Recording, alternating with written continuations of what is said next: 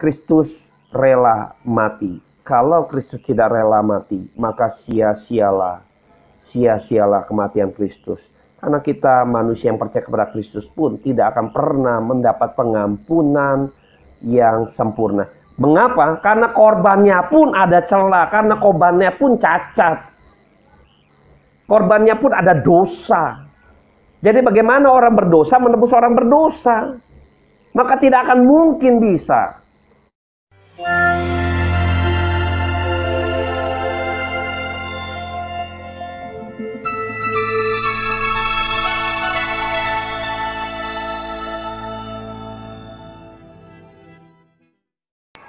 Malam hari ini saya akan ambil tema mengenai iman kekristenan yang dibangun dengan kesejatian atau menemukan iman yang sejati di atas Bukit Golgota yang malam hari ini kita akan bahas. Saya berharap teman-teman yang lain tetap menjaga kesehatan, tetap berdoa buat bangsa kita, juga buat setiap orang-orang di sekeliling kita, dan juga tetap jaga kebersihan. Jangan lupa sering-sering cuci tangan, ya.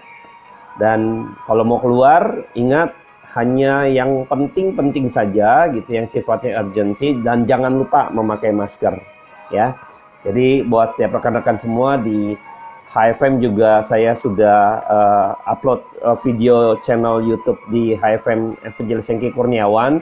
Sebagai bagian dari teman-teman yang mungkin tidak streaming di Facebook, bisa didengar juga di YouTube channel, saya sudah kirim.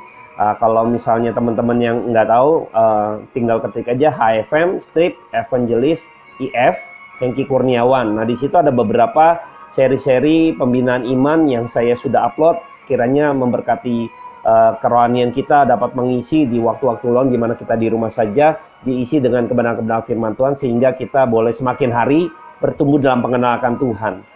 Nah, pada malam hari ini kita akan melihat peristiwa yang menarik terjadi di atas kayu salib, yaitu ketika Kristus disalibkan di atas Bukit Golgota. Di situ kita akan melihat ada salah satu seorang penjahat yang akhirnya juga memperoleh keselamatan pada Tuhan.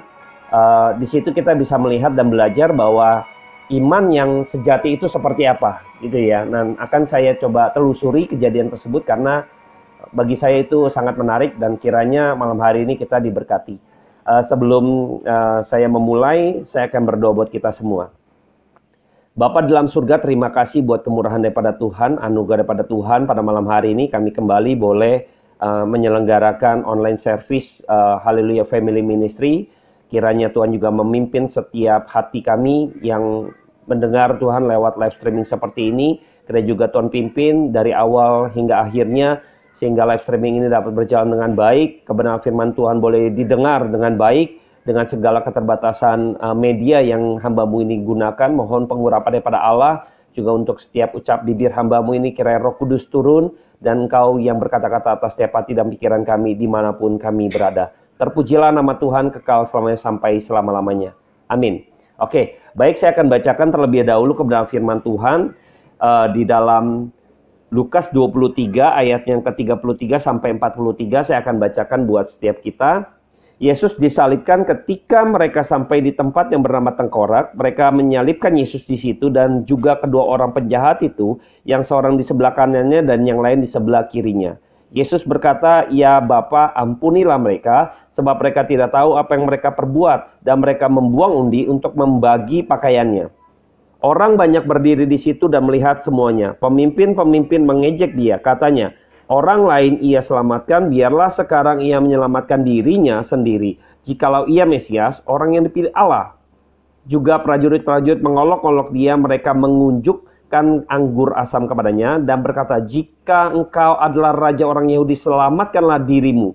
Ada juga tulisan di atas kepalanya, "Inilah raja orang Yahudi." Seorang dari penjahat yang digantung itu menghujat dia, katanya, "Bukankah engkau adalah Kristus? Selamatkanlah dirimu dan kami." Tetapi seorang menegur dia, katanya, "Tidakkah engkau takut juga tidak kepada Allah, sedang engkau menerima hukuman yang sama? Kita memang selayaknya dihukum, sebab kita menerima balasan yang setimpal dengan perbuatan kita. Tetapi orang ini tidak berbuat sesuatu yang salah." Lalu ia berkata, "Yesus, ingatlah akan aku apabila engkau datang sebagai raja." Berkata Yesus kepadanya, aku berkata kepadamu, sesungguhnya hari ini juga engkau akan datang bersama-sama dengan aku di dalam Firdaus. Nah, kepada firman Tuhan yang boleh kita dengar pada malam hari ini, saya akan bukakan lagi bahwa di dalam Markus yang ke-15, ayat ke-31 dan 32, saya akan bacakan buat setiap kita, demikian firman Tuhan. Demikian juga imam-imam kepala bersama-sama ahli Taurat mengolok-olokkan dia di antara mereka sendiri dan mereka berkata, orang lain ia selamatkan tetapi dirinya sendiri tidak dapat ia selamatkan.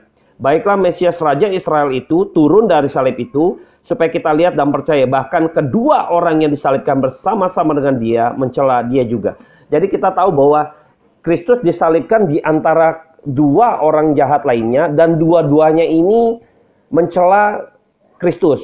Nah, tapi pada waktu saat satu momentum penting bahwa salah satu dari penjahat ini itu akhirnya bertobat, menerima Kristus. Nah, bagaimana hal ini bisa terjadi dan kita bisa melihat hal yang menarik ini akan kita coba kupas dan kita telusuri bersama-sama. Nah, saya akan coba memulai bahwa sesi-sesi sebelumnya di dalam YouTube channel saya HFM di minggu-minggu sebelumnya kami membahas ada 3. Yang pertama, perjanjian Allah dengan Adam. Kedua, perjanjian Allah dengan Nuh. Ketiga, perjanjian Allah dengan Abraham. Nah, saya akan coba mengkaitkan beberapa tema-tema ini yang sudah pernah dibahas untuk kita semua lebih makin kagum sama Tuhan bagaimana di dalam perjanjian lama dan perjanjian baru ini memiliki satu keutuhan yang begitu erat yang akan kita coba perlahan-lahan yang hari ini mungkin nggak bisa mendapatkan satu yang begitu mewah gitu ya, tetapi saya mencoba menarik satu benang merah yang tipis-tipis membuat kita mengerti, memahami perjanjian lama dan perjanjian baru dengan segala keutuhan yang ada. Luar biasa sekali waktu Tuhan Yesus mati di atas kayu salib, ternyata nubuatan ini, janji-janji Allah yang sudah di dalam kekekalannya sudah dinyatakan di dalam perjanjian lama sebagai nubuatan dan perjanjian baru sebagai penggenapan dari nubuatan perjanjian lama. Nah, ini akan kita coba bahas. Ketika Tuhan Yesus harus mati di atas kayu salib, maka kita tahu bahwa sebelumnya di dalam perjanjian Allah dengan Adam, Allah telah memberikan janji bahwa keturunanmu dan keturunannya, keturunan perempuan dan keturunan dari si jahat, keturunan perempuan ini adalah Kristus yang akan meremukkan kepala daripada si jahat atau si iblis. Maka harus mati di atas kayu salib sebagai perlambangan Kristus mematahkan kuasa daripada dosa dengan pengampunan yang diberikan oleh pada Kristus, sehingga Kristus yang menggantikan manusia berdosa, sehingga iblis atau kuasa gelap tidak lagi menguasai manusia karena sudah ditebus melalui penebusan Kristus. Nah, ketika itu keturunan iblis ini juga akan meremukkan tumitnya, makanya Kristus harus mati di atas kayu salib. Ini sebuah janji yang sudah dinubuatkan di dalam Kejadian 3 pada waktu Adam pertama, manusia pertama itu jatuh dalam dosa. Nah, sekarang Kristus menjadi Adam kedua, perwakilan daripada orang percaya yang akhirnya Kristus, melalui Kristus akhirnya kita bisa diselamatkan. Nah, ini janji yang sudah Tuhan Yesus genapi gitu, yang sudah di atas bukit Golgota. Kita bisa melihat bahwa inilah keselamatan yang dijanjikan yang pada awalnya di dalam rencana Tuhan, di dalam kekekalan. Akhirnya kita tahu ini semua digenapi di atas bukit Golgota. Nah, kita bersyukur karena pada waktu Tuhan mengikat janji kepada Adam, maka perjanjian itu bersifat kekal, dan kita tahu ketika di bukit Golgota itu penggenapan dari janji itu sehingga kita boleh diselamatkan. Ketika Adam Tuhan mengambil korban lalu menyembeli, lalu membuat pakaian dari kulit binatang itu lalu mengenakannya kepada Adam, maka kita tahu sesungguhnya domba itu, korban itu adalah penggambaran daripada Kristus. Ini adalah bayang-bayang pada waktu di dalam Kejadian 3, bayang-bayang Kristus yang akhirnya pada waktu di bukit Golgota kita jadi bisa paham sesungguhnya domba, anak domba Allah itu, korban yang di dalam Kejadian 3 ini adalah penggambaran daripada Kristus yang mati di atas bukit Golgota, yang akhirnya ketika kita tahu bahwa dalam ketelanjangan manusia maka Tuhan membuatkan pakaiannya dari kulit binatang tersebut lalu dikenakan kepada Adam itu, sehingga si Adam atau manusia ini tidak lagi malu karena di dalam ketelanjangannya karena Tuhan yang kenakan pakaian itu. Sama seperti Kristus yang akhirnya mati di atas kayu salib sehingga Anda dan saya diberikan pengampunan, sehingga kita tidak lagi telanjang, kita diberikan kemuliaan daripada Tuhan melalui iman kita percaya kepada Tuhan, maka kita dianugerahkan kepada Tuhan keselamatan sehingga kita bisa menjadi pribadi yang hidup berkenan di hadapan Tuhan. Dan kita tidak telanjang lagi dalam arti berdosa. Status dosa maka Tuhan patahkan, Tuhan remukkan daripada kuasa gelap iblis. Ini kemenangan yang penuh yang Tuhan berikan di dalam perjanjian lama, sudah dinubuatkan.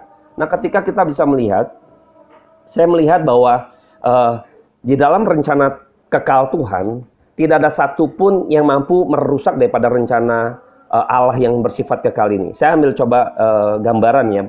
Ketika Petrus pada waktu itu, saya akan bacakan buat Anda dan saya di dalam Matius 16 mengenai pemberitahuan pertama tentang penderitaan Yesus dan syarat-syarat mengikuti dia. Matius 16 ayat 21 sampai ayat 23. Saya akan bacakan buat setiap kita. Sejak waktu itu Yesus mulai menyatakan kepada murid-muridnya bahwa ia harus pergi ke Yerusalem dan menanggung banyak penderitaan dari pihak tua-tua. Imam-imam, kepala dan ahli-ahli Taurat lalu dibunuh dan dibangkitkan pada hari yang ketiga. Tetapi Petrus menarik Yesus ke samping dan menegur dia. Katanya, Tuhan, kiranya Allah menjauhkan hal itu. Hal itu sekali-sekali tak akan menimpa engkau. Maka Yesus berpaling dan berkata kepada Petrus, "Enyalah iblis, engkau suatu batu sandungan bagiku, sebab engkau bukan memikirkan apa yang dipikirkan Allah, melainkan apa yang dipikirkan manusia." Nah, kita bisa melihat seakan-akan tuh Petrus ingin membela Tuhan, tetapi malah Tuhan tegur, "Enyalah engkau iblis." Seolah-olah dia akan hal itu tidak akan terjadi karena sesuatu yang pemikiran daripada Petrus masih pemikiran yang bersifat duniawi, yang bersifat memikirkan pemikiran-pemikiran manusia. Dan kita melihat bahwa seringkali kita sebagai anak-anak Tuhan, kita pikir kita berjuang untuk Kristus, tetapi sesungguhnya kita nggak tahu rencana Tuhan, maka kita ngotot begitu rupa. Makanya rencana Tuhan nggak bisa digagalkan. Ketika pada waktu di Taman Getsemani pun, kita melihat bagaimana Petrus mencoba untuk begitu dengan gagah beraninya dia melawan ketika tentara Romawi datang untuk menangkap Kristus, maka Petrus menghuluskan pedang lalu dia memotong telinga daripada salah satu prajurit itu yang bernama Malkus, maka telinganya terputus, lalu Kristus malah justru melihat bahwa Petrus ini disuruh sarungkan pedangmu. Maka ketika itu Kristus harus menyembuhkan telinga dan membuat telinga itu juga tidak terputus lagi, kembali seperti normal. Petrus di sana coba dengan pemikiran manusia, dia pikir dia membela Kristus, padahal Kristus sudah tahu bahwa dia harus diserahkan. Ini adalah waktunya Tuhan. Maka Petrus pun tidak bisa menjadi bagian akhir menggagalkan rencana daripada Allah Bapa di dalam kekekalannya. Bisa saja pada waktu itu Petrus membuat onar gitu kan, jadi provokatif sehingga terjadi pertarungan atau hal-hal yang skenario lain di luar daripada itu. Tapi Kristus tahu bahwa tidak ada satupun yang mampu menggagalkan rencana Tuhan. Nah, ada satu oknum yang ingin sekali menggagalkan rencana Allah Bapa, yaitu siapa? Si jahat. Nah, saya akan coba masuk. Ketika manusia jatuh dalam dosa Adam pertama, maka iblis mencoba menggagalkan Adam yang pertama ini lewat siapa? Lewat manusia yang ada di samping Adam, yaitu perempuan. Nah, pada waktu perempuan atau manusia di samping Adam ini dihasut oleh iblis, lalu iblis mempengaruhi perempuan ini, manusia yang ada di samping Adam, lalu lewat perempuan ini, maka Adam terkecoh, maka Adam gagal atau memberontak atau melawan daripada Allah, sehingga Adam ini menjadi pribadi yang akhirnya jatuh di dalam gagal dalam menjalankan visi misi daripada Tuhan atau tidak taat kepada Tuhan, menjadi pemberontak. Nah, pada waktu di atas kayu salib, Kristus disalibkan di antara manusia yang lain yang juga mencela mereka. Nah, iblis di dalam detik-detik akhirnya ketika dia tidak bisa melalui Petrus, dia tidak bisa untuk menggagalkan rencana daripada Kristus, yaitu dia harus mati di kayu salib.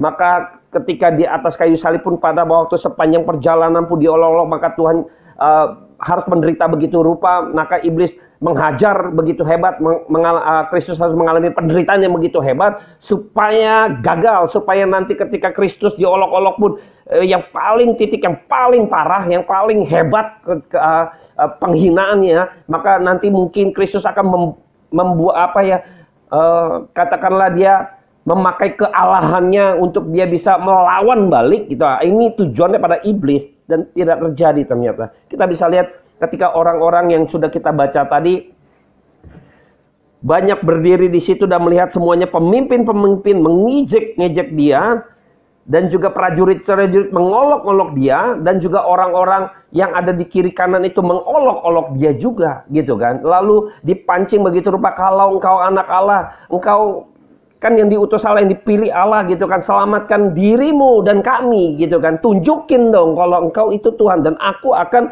percaya kepada engkau bahwa engkau Tuhan. Maka di bukit Golgota sekali lagi Tuhan dicobai begitu rupa oleh si jahat, itu menjadi satu panggung yang mewah yang iblis siapkan untuk Kristus supaya engkau menunjukkan bahwa engkau Tuhan dengan cara-cara yang spektakuler. Hal ini iblis pernah melakukan hal ini ketika Tuhan Yesus berada di padang gurun dipimpin oleh Roh Kudus setelah Kristus dibaptis. Maka selama 40 hari puasa, maka Kristus dicobai oleh iblis dan iblis tiga-tiganya gagal. Dan dia menunggu waktu yang tepat. Dan di bukit Golgota itu waktu yang sudah injury time gitu ya. Iblis sudah waktu-waktu tipis sekali, dia harus benar-benar bisa menggagalkan Kristus nggak boleh mati. Sekalipun dia mati, dia harus tidak rela dia mati. Wah, ini dibuat supaya korban ini tidak ada keabsahannya atau tidak layak untuk menjadi korban pendamaian.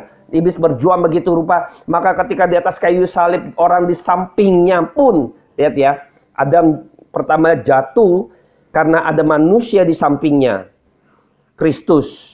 Ada dua di sampingnya, bahkan di bawah salib itu, di situ pun ada orang-orang yang mengolok-olok dia, mengejek dia. Iblis pakai cara-cara yang begitu rupa dengan penderitaan yang begitu berat, lalu di kiri kanan atau manusia-manusia yang ada sekeliling Kristus, maka dia mencoba untuk memberikan satu penghinaan terberat sehingga Kristus akan mengeluarkan kealahannya atau melakukan hal-hal yang menunjukkan dia Allah dengan cara yang spektakuler.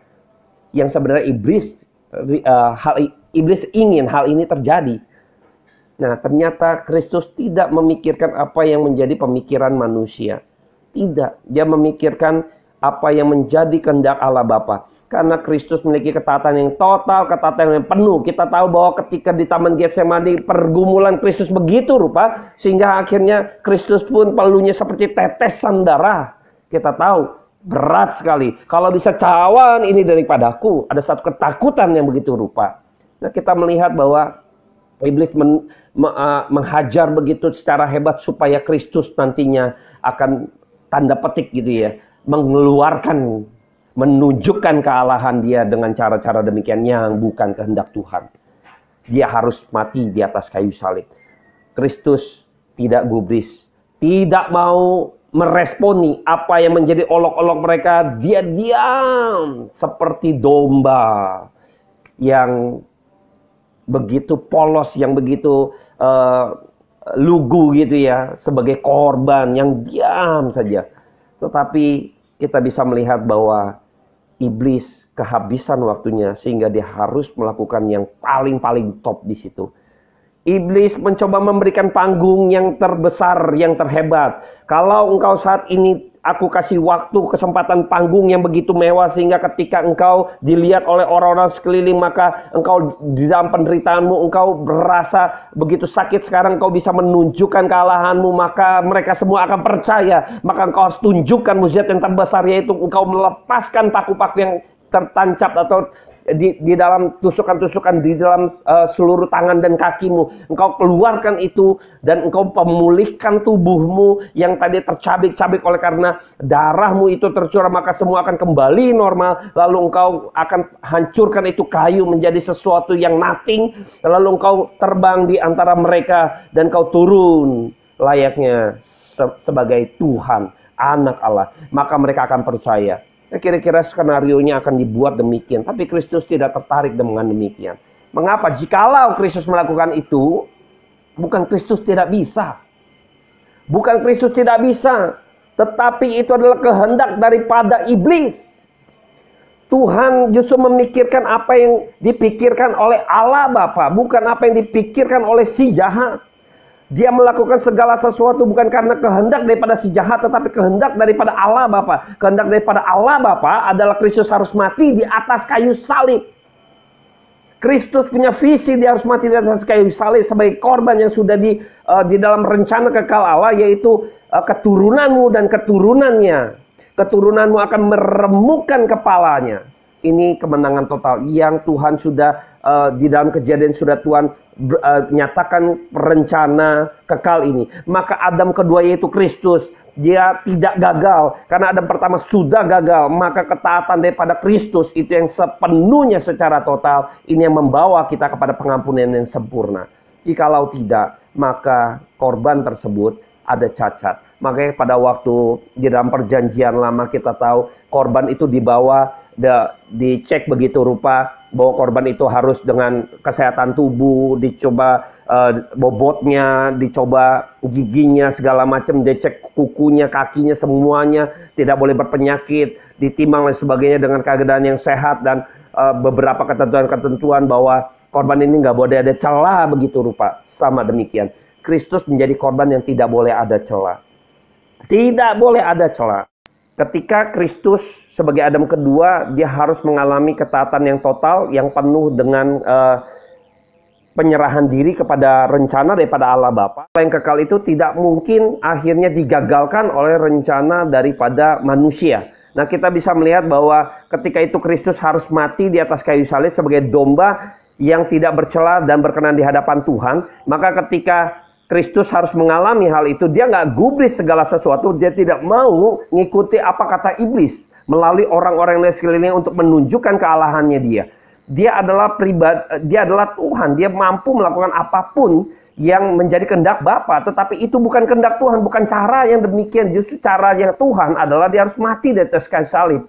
Nah, ini ketika kita melihat tahu bahwa sesungguhnya Allah merelakan dirinya untuk bisa demikian begitu rupa, akhirnya ketika malam di pergumulannya pun dia harus diserahkan, ditangkap begitu rupa, dia menyerahkan dirinya sepenuhnya kepada rencana daripada Allah. Maka sampai hari ini kita bisa menerima penebusan daripada Kristus, dia mati, dia nggak gubris itu orang. Dan yang saya melihat bahwa ketika salah satu daripada penjahat ini, akhirnya dia boleh mengeluarkan satu pertobatan, perkataan bahwa ingatlah akan aku. Ini artinya salah satu penjahat ini, manusia yang tadinya mencemooh, mengolok-olok, akhirnya yang satu ini, dia bisa mengatakan, ingatlah akan aku. Ini baru Tuhan ketika dia mengatakan demikian, maka Tuhan merespon. Di dalam firman Tuhan kata Yesus, aku berkata kepadamu sesungguhnya hari ini juga engkau akan ada bersama-sama aku di dalam Firdaus. Kristus meresponi dari perkataan atau pertobatan yang keluar dari mulut daripada salah satu penjahat ini. Tuhan meresponi perkataan ini. Nah, pertanyaannya gini, yang menarik gini. Ketika kita tahu bahwa salah satu penjahat ini yang tadinya mengolok-olok, terus akhirnya tiba-tiba bisa dengan begitu tanda petik gitu ya, begitu cepat, akhirnya dia bisa menjadi orang percaya dan Tuhan selamatkan dia. Padahal dia juga terpaku, tidak bisa berbuat apa-apa. Nah, kita mempelajari yang pertama. Ketika saya percaya ya, pada waktu Tuhan Yesus mengatakan, ya Bapa ampunilah mereka. Di dalam penderitaannya justru Kristus berdoa memohon kepada Allah Bapa untuk orang-orang yang ada di bawah, orang-orang sekeliling dia yang mengolok-olok dia, yang berdosa ini, perwakilan orang-orang yang berdosa ini. Justru Kristus memohon belas kasihan daripada Tuhan. Maka ketika didengar oleh salah satu penjahat ini, dia mengetahui bahwa dia adalah Allah. Justru dia adalah Tuhan yang penuh dengan kasih. Karena harusnya kalau ketika dia ada Allah secara duniawi, kalau kita ada anak raja, maka ketika anak raja itu Anda dan saya misalnya sebagai anak raja, lalu kita dibully, lalu kita diejek, lalu kita diolok-olok, lalu sebenarnya kita punya kesempatan untuk membuktikan siapa saya tinggal panggil prajurit saya tinggal bunyikan, mungkin gaungkan sesuatu, akhirnya prajurit itu datang, lalu semua yang mengolok saya akan bantai semua. Mungkin ada satu momentum di mana Tuhan gak lakukan itu. Tapi orang salah satu penjahat ini bisa melihat bahwa Tuhan justru meminta kepada Bapaknya untuk mengampuni mereka. Waduh, di balik ini semua, salah satu penjahat ini melihat kasih Kristus. Maka di situ dia minta kepada Tuhan, memohon pengampunan daripada Tuhan. Ingatlah akan aku. Ini menjadi satu titik pertobatan. Tuhan meresponi orang-orang yang memiliki kesungguhan hati. Meresponi orang-orang yang memiliki kesungguhan di dalam pertobatannya. Maka Tuhan selamatkan dia. Nah, kita bisa melihat ya. Ini yang saya bilang. Finding a truth faith at Golgotha. Kita bisa melihat bahwa iman sejati ini. Kita bisa temukan iman yang sejati ini. Di salah satu penjahat ini. Di atas bukit Golgotha. Kenapa saya katakan iman yang sejati ini? Karena iman yang dia lihat yang timbul ini bukan karena Kristus melakukan mukjizat, bukan karena Tuhan melakukan sesuatu hal yang fenomenal, bukan karena Kristus melakukan hal-hal yang besar, yang spektakuler sehingga dia bilang, oh iya, ini Tuhan loh. Dia tidak demikian. Orang penjahat ini tidak melihat sesuatu yang mukjizat yang begitu mencengangkan, yang menunjukkan bahwa dia ini Allah. Tidak demikian. Penjahat ini tidak melihat bagaimana ketika Tuhan bangkit gitu kan. Dia lihat melontarkan paku-pakunya. Lalu dia memulihkan tubuhnya. Lalu dia bisa percaya. Waduh, darahnya itu nggak jadi berhenti. Tidak. Lihatkah, bukankah Tuhan Yesus selama hidupnya pun melakukan mukjizat yang begitu besar. Roti, memberi makan roti. Lalu banyak waktu mukjizat itu dilakukan 5.000 orang. Akhirnya juga banyak yang mundur. 10 orang kusta. Akhirnya yang satu yang kembali. Di mana yang 9-nya? Tidak ada yang datang. Membangkitkan orang mati. Lazarus yang mati. Justru waktu melakukan ini. Ada persepakatan ingin membunuh Kristus. Bayangkan. Jadi kita bisa simpulkan bahwa mukjizat ini tidak bisa membawa seseorang kepada Kristus. Mukjizat yang dilakukan Tuhan bukan membawa orang. Jadi iman kita tidak didirect oleh mukjizat. Mukjizat tidak bisa mendirect iman seseorang untuk benar-benar percaya bahwa dia adalah Tuhan. Percaya kepada Kristus. Tidak. Tidak. Lalu di sini saya mau tekankan, saya bukan orang yang anti mukjizat. Saya bukan orang yang tidak pernah mengalami mukjizat. Saya mengalami mukjizat Tuhan yang begitu besar dalam hidup saya. Hingga sampai hari ini saya harus ngotot melayani Tuhan. Kenapa? Karena ada hal yang besar yang terjadi dalam hidup saya. Ada hal yang terbesar lagi, mukjizat yang mungkin Anda dan saya nggak sadar itu terjadi. Tuhan nggak melakukan hal-hal yang spektakuler yang kelihatan jasmani. Karena mukjizat tidak akan membawa orang kepada Kristus. Tetapi pengenalan Kristus yang sesungguhnya adalah ketika benar-benar mengenal Kristus dengan sepenuhnya di dalam dasar kebenaran firman Tuhan. Yaitu firman Allah yang kekal itu. Yaitu Alkitab. Nah, pengenalan kita akan Kristus yang didasarkan atas kebenaran firman Tuhan atau firman Allah, inilah pengenalan yang sejati. Kita nggak boleh didirect. Nah, salah satu penjahat ini tidak didirect oleh itu. Makanya saya bilang ini adalah iman yang sejati. Karena di mana Kristus tidak melakukan apapun, justru Kristus mau mati buat dia. Tidak lakukan apapun. Nah, saya melihat bahwa ketika kita bisa simpulkan sekarang bahwa iman sejati itu lahir karena pengenalan akan Kristus. Di detik-detik akhirnya orang ini merespon balik. Yang tadi mencela sekarang dia bertobat. Dari mana itu? Anugerah Tuhan limpah atas orang ini. Setiap perkataan Tuhan ada perkataan yang hidup. Ketika Kristus mengatakan, ya Bapa ampunlah mereka. Saya percaya ini adalah firman yang keluar daripada mulut Allah. Yang akhirnya salah satu penjahat ini merespon begitu rupa. Dia melihat hatinya diputar balik begitu rupa. Akhirnya dia bisa melihat kasih Kristus. Benar, sesungguhnya Kristus harus mati menebus dosa saya. Kristus harus mati di atas kayu salib menebus saya. Dia harus tak bercacat celah. Maka saya mendapat pengampunan yang sempurna. Maka Kristus tidak melakukan mukjizat. Mukjizat yang dia limpahkan yang terbesar adalah ketika Anda dan saya diampuni. Itu adalah mukjizat terbesar. Dukun-dukun bisa saja menyembuhkan segala penyakit. Orang-orang pintar tanda petik juga bisa melakukan hal-hal yang demikian. Mukjizat juga bisa datangnya bukan daripada Allah, bisa juga daripada si jahat. Sulit kita untuk mengukur hal-hal ini. Tetapi ada satu mukjizat yang harus kita percaya yang tidak bisa diberikan atau dilakukan oleh oknum lain atau dunia atau pihak manapun tidak bisa melakukan itu. Yaitu apa?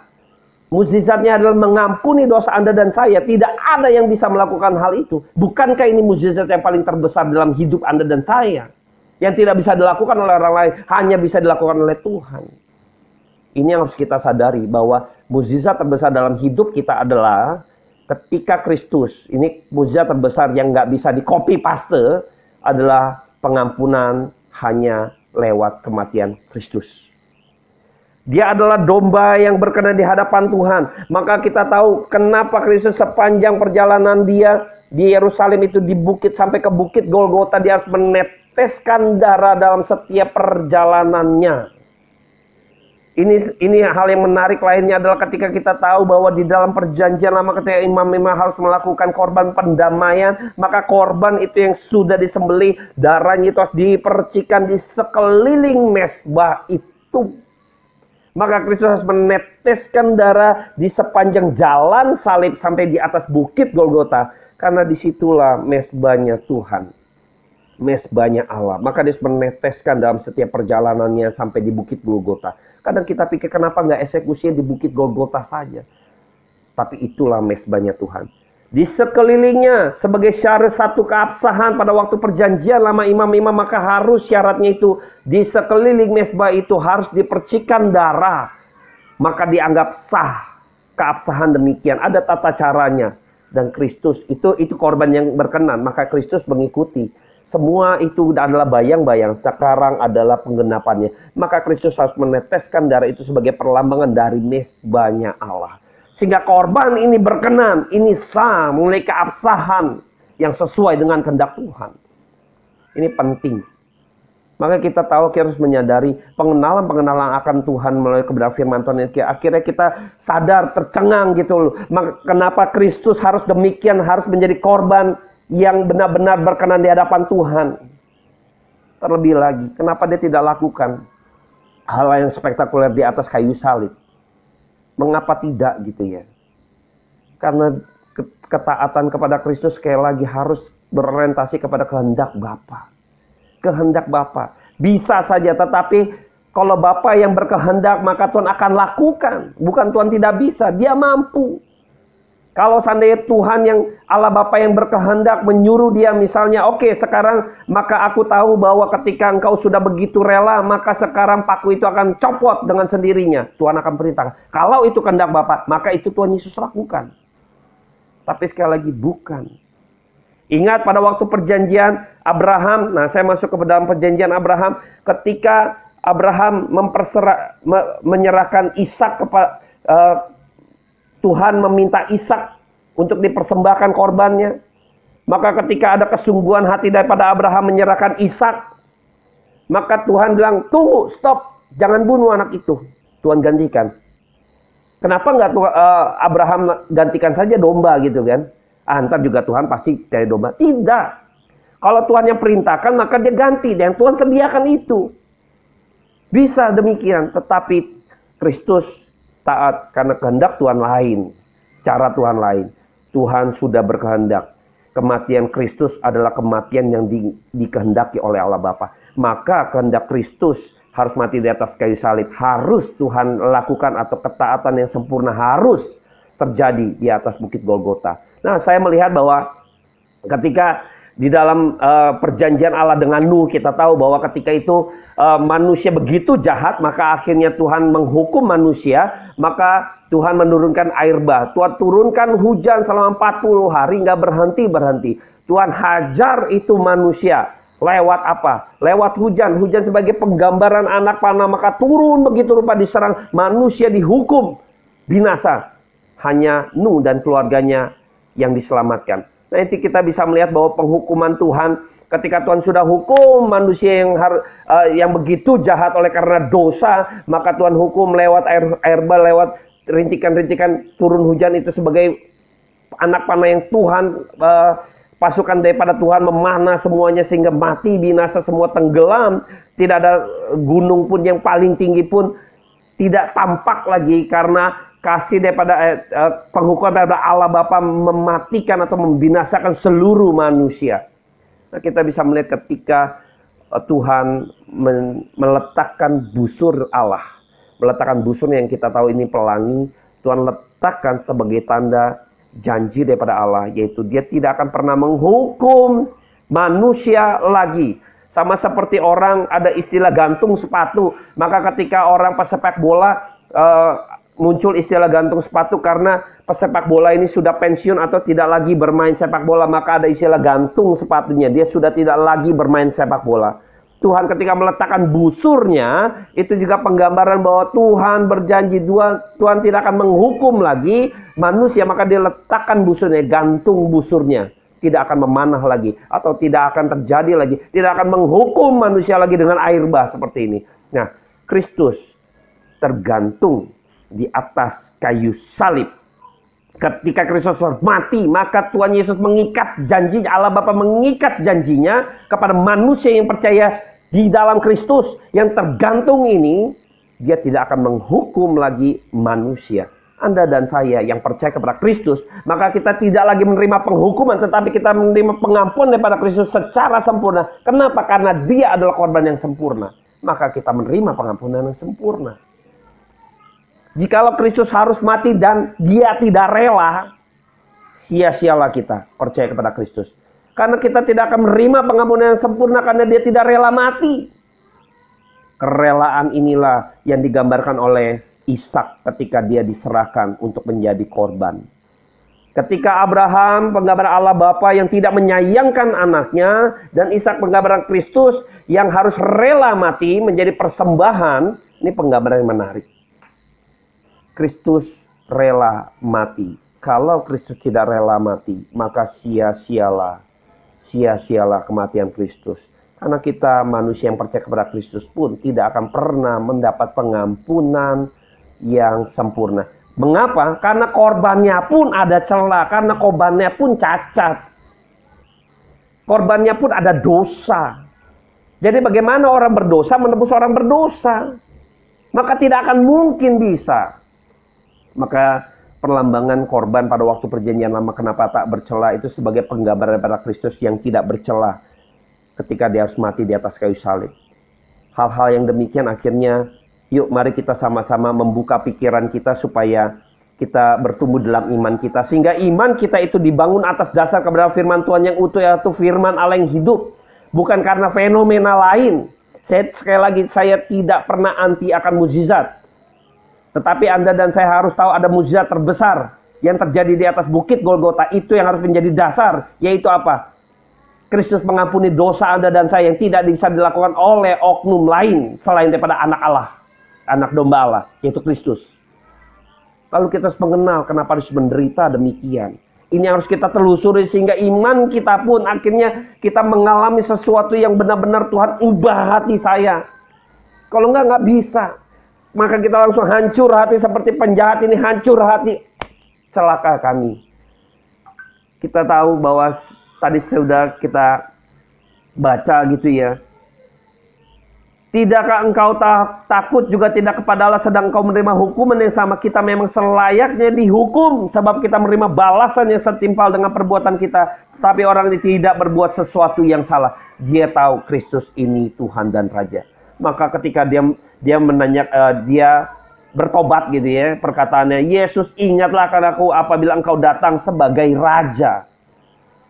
Kalau bukan karena anugerah Tuhan, kalau bukan karena perkataan Allah yang bersifat kekal itu yang datang bertemu dengan Anda dan saya, oleh karena anugerah Tuhan dalam Kristus, Anda tidak akan pernah bisa bertobat. Tapi sungguh ketika kita menyelami siapa Kristus, maka Anda dan saya, iman kita ini dibangun, didirect dengan kebenaran. Yang ini akan bersifat kokoh iman kita. Saya berharap malam hari ini dengan segala kesederhanaan dan keterbatasan, kalau ada gangguan teknis segala macam, saya mohon maaf sekali lagi. Karena memang keterbatasan ruangan di rumah saya. Tapi saya berharap keterbatasan itu tidak membuat Anda dan saya akhirnya saya rindu gitu ya. Tidak mengganggu Anda. Sehingga Anda juga mengerti, memahami kebenaran firman Tuhan secara utuh. Yang ini hanya bagian kecil saja, ini mungkin seperti pembuka dikit saja. Tapi saya harap kita makin haus, makin rindu akan belajar kebenaran firman Tuhan. Lalu iman kita harus didirect atau dituntun dari pengenalan akan Tuhan. Dari pembelajaran kita akan setiap firman Tuhan yang keluar dari setiap mulut Allah yang bersifat kekal itu, yaitu Alkitab. Firman Allah yang hidup. Saya harap kita semua semakin hari semakin waspada terhadap pengajaran-pengajaran yang di luar daripada Alkitab. Anda dan saya harus mengalami Kristus lewat kebenaran yang hidup, yaitu firman Tuhan atau Alkitab. Saya terbatas Bapak Ibu dalam membahas beberapa pokok iman, tetapi biarlah pada malam hari ini kebenaran firman Tuhan yang boleh Anda dan saya dengar boleh menjadi berkat buat setiap kita.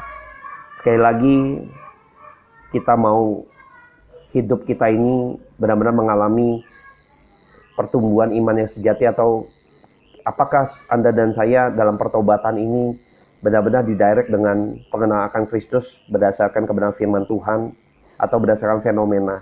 Jikalau dalam kita didirect oleh fenomena, harap kita semakin hari mencintai firman Tuhan, kita mengetahui sehingga fenomena yang terjadi itu pun sesungguhnya di balik itu membawa Anda kepada pengenalan akan Kristus yang benar, yaitu mencintai firman Allah dan mau belajar firman Tuhan. Nah, ini hal yang sungguh-sungguh membuat Anda dan saya makin bergairah. Harap kita memiliki gairah-gairah yang bersifat rohani, hal-hal yang bersifat menguatkan iman kita, yaitu kebenaran firman Tuhan yang kekal itu harus semakin hari semakin kita renungkan siang dan malam. Nah, waktu kita di rumah saat-saat seperti ini, tidak ada salahnya Anda dan saya diberi kesempatan atau waktu yang begitu banyak untuk belajar firman Tuhan. Mungkin lewat baca buku rohani, video-video di YouTube banyak sekali yang rohani. Anda dan saya, mari kita sama-sama belajar. Saya berharap pada malam hari ini, sekali lagi dengan keterbatasan yang ada, media yang terbatas ini, ruangan yang terbatas ini, kira-kira tidak pernah membatasi daripada Bapak Ibu untuk terus mau belajar atau merenungkan kebenaran firman Tuhan. Saya juga sudah upload video YouTube channel HFM Strip Evangelis Hengki Kurniawan. Nah, di situ boleh dengar juga. Saya bagi dua bagian pertama dan bagian kedua. Karena media atau handphone saya terbatas dengan secara memori, maka saya harus bagi dua ini sehingga bisa didengar. Mungkin kurang begitu rapi atau apa, tetapi saya berharap ini untuk membantu kita semua mau belajar.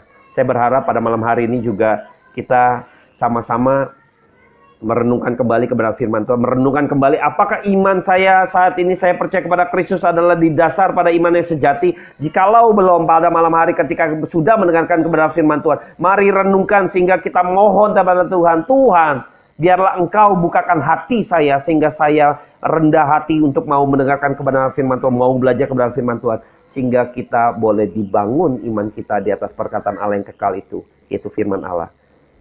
Malam hari ini saya sudahi untuk Jumat Agung Haleluya Family Ministry, yang malam hari ini sesungguhnya setiap Sabtu jam 7 kita ada ibadah, tapi karena ada social distancing dan PSBB, kita masih tetap melakukan ibadah di rumah aja melalui live streaming ini atau dengan channel YouTube yang bisa didengar.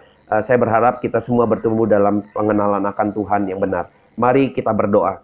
Bapa dalam surga, terima kasih buat malam hari ini. Dengan segala keterbatasan hamba-Mu ini mencoba untuk biar kebenaran firman Tuhan boleh terus didengar oleh setiap jiwa-jiwa ya, domba-domba-Mu. Aku berdoa Tuhan, mohon belas kasihan daripada Tuhan. Kiranya kami semua mendapat berkat daripada Allah, yaitu kemurahan daripada Tuhan untuk kami mengerti kebenaran firman Tuhan.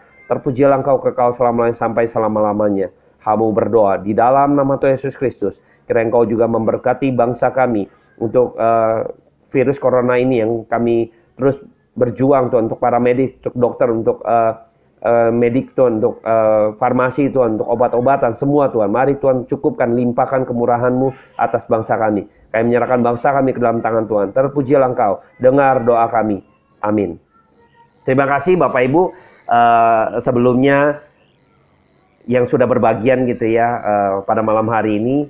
Mungkin kita akan berjumpa lagi di sesi-sesi berikutnya, nanti akan diinfo, stay tune, dan jangan lupa untuk channel YouTube-nya ada di HFM Street Evangelis IF Hengki Kurniawan, spasi Hengki Kurniawan. Nah, di situ ada beberapa materi-materi kebenaran firman Tuhan sebagai pembinaan iman. Di situ teman-teman boleh ikut mendengar, dan jangan lupa like and subscribe supaya channel ini juga boleh menjadi satu kegairahan buat memberkati banyak orang gitu ya. Saya bersyukur buat teman-teman yang sudah subscribe dengan waktu yang nggak terlalu lama, akhirnya mencapai 100 subscriber gitu ya. Saya bersyukur, mari kita dukung sama-sama pekerjaan Tuhan melalui hal-hal yang demikian. Kiranya nama Tuhan ditinggikan, kiranya juga boleh menjadi berkat, saluran berkat buat setiap kita, dan kita semakin hari bertemu dalam pengenalan Tuhan. Terpujilah nama Tuhan. Semangat, tetap jaga kesehatan, pakai masker, tetap cuci tangan, kalau keluar yang perlu-perlu saja. Tuhan Yesus memberkati. See you.